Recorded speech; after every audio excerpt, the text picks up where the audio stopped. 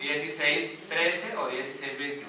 Los defensores de este plan con frecuencia parten de la dependencia de Mateo respecto a Marcos, de quien toma el esquema geográfico. Si se adopta el punto de vista geográfico, se destaca el relato de Jesús que culmina en Jerusalén, ¿sí? Entonces, se dice que este esquema, ¿sí?, para poder hacer su esquema geográfico cronológico Mateo, lo tuvo que tomar ¿de quién? Lo tomó de Marcos.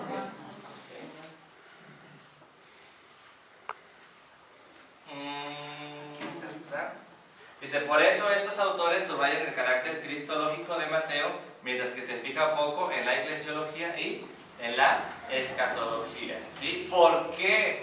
¿Por qué va a insistir mucho en que Mateo va a hablar del Mesías? ¿Sí? De que Jesús es el Cristo.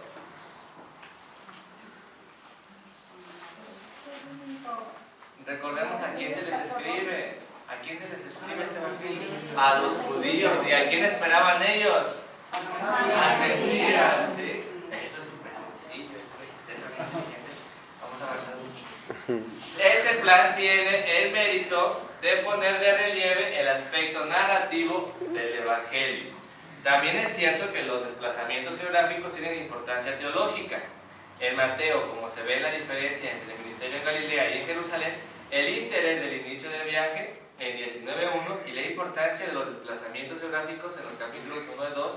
Sin embargo, los numerosos estudios recientes sobre la redacción de Mateo ponen en evidencia que es imposible articular la dinámica teológica de Mateo en torno a sus indicaciones geográficas.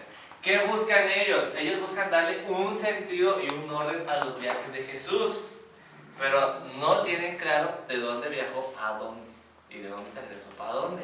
Recordemos nosotros a Marcos, que incluso Marcos tiene un error geográfico. ¿Sí se acuerdan? ¿Dónde lo tenía? ¿No? Que lo ubicábamos nosotros por aquí. ¿Sí?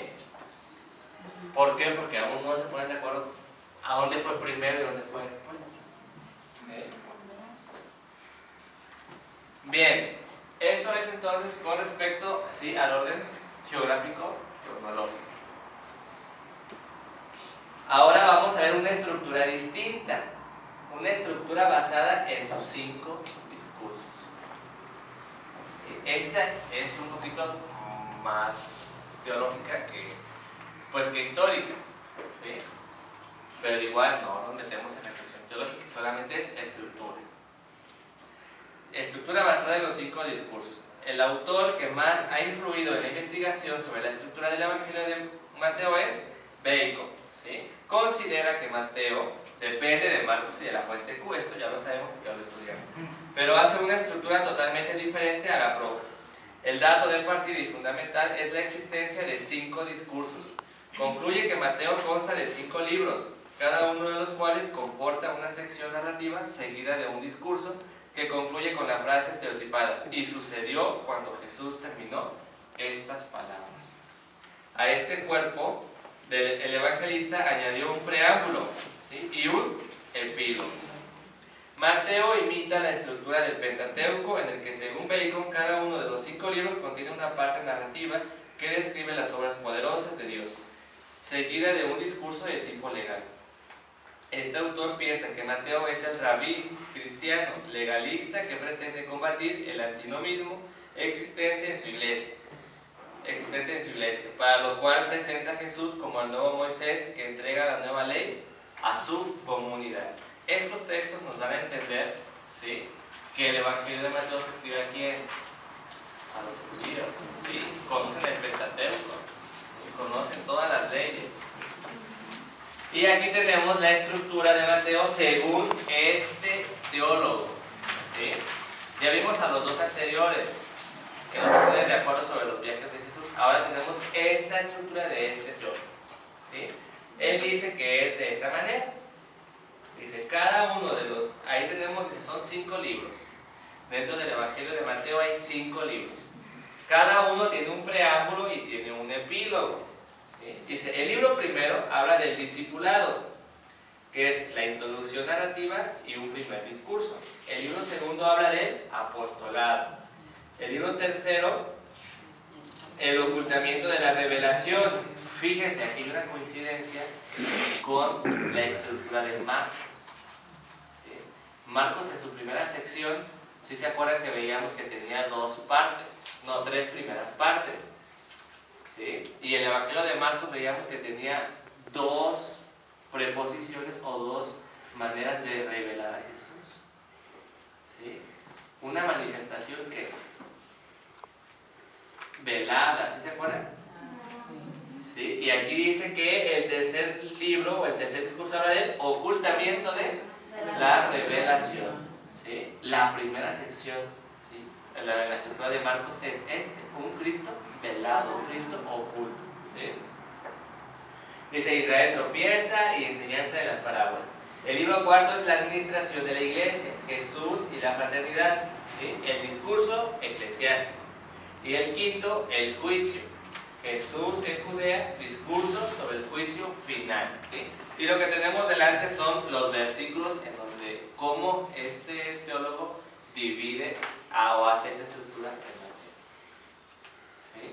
Si quisiéramos nosotros seguir la estructura de Bacon, tendríamos que leer el Evangelio de esta manera, como si fueran 5 libros dentro del Evangelio de Mateo. ¿Sí? Así es. Dice que esta estructura ha sido muy aceptada desde el punto de vista metodológico. ¿Por qué? Porque ayuda a entender más rápido el Evangelio. Por eso. Lo entiendes más rápido de esta manera. Aunque hay a quienes la primera estructura se les hace más fácil. Dice: parte de la percepción de la diferencia con Marcos y de un dato claro, la existencia indudable en los discursos teóricamente, se subraya el elemento doctrinal del Evangelio. Jesús es presentado como maestro y se pone en primer plano la eclesiología. Diversos autores, aceptándola fundamentalmente, han introducido variantes. Esa es la segunda estructura. Vamos a la tercera. ¿Sí? Ningún evangelio tiene tantas estructuras como esta. Veíamos en Marcos solamente una. En Lucas veíamos también dos en Lucas. ¿Sí? Y aquí estamos viendo 3. Y le podríamos seguir, pero ya no le saqué más. ¿Sí? Estructura basada en las fórmulas de el capítulo 1, versículo 1, del 4 y del 16. Dice: algunos autores del siglo pasado ya habían notado la importancia de la expresión de 4:17 y 16:21. Desde entonces empezó Jesús. Y ahí tenemos los garabatos en griego, que significa desde entonces empezó Jesús. Ató, te, erazo, ho, Jesús. Dice: la posibilidad de que fuera clave para entender la estructura del Evangelio fue sugerida por Stonehouse y desarrollada en un artículo por Krenz. Y estos son teólogos alemanes. Pero ha sido Kingsbury el autor más prolífico actualmente sobre Mateo quien más ha promovido esta opinión.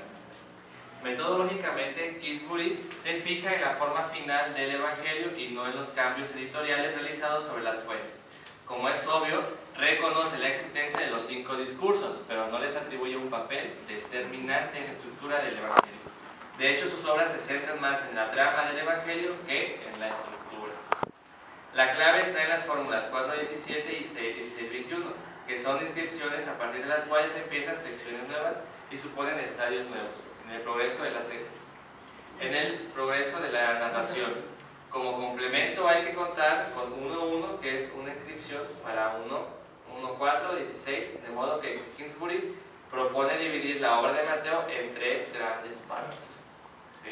Aquí tenemos entonces la tercera división.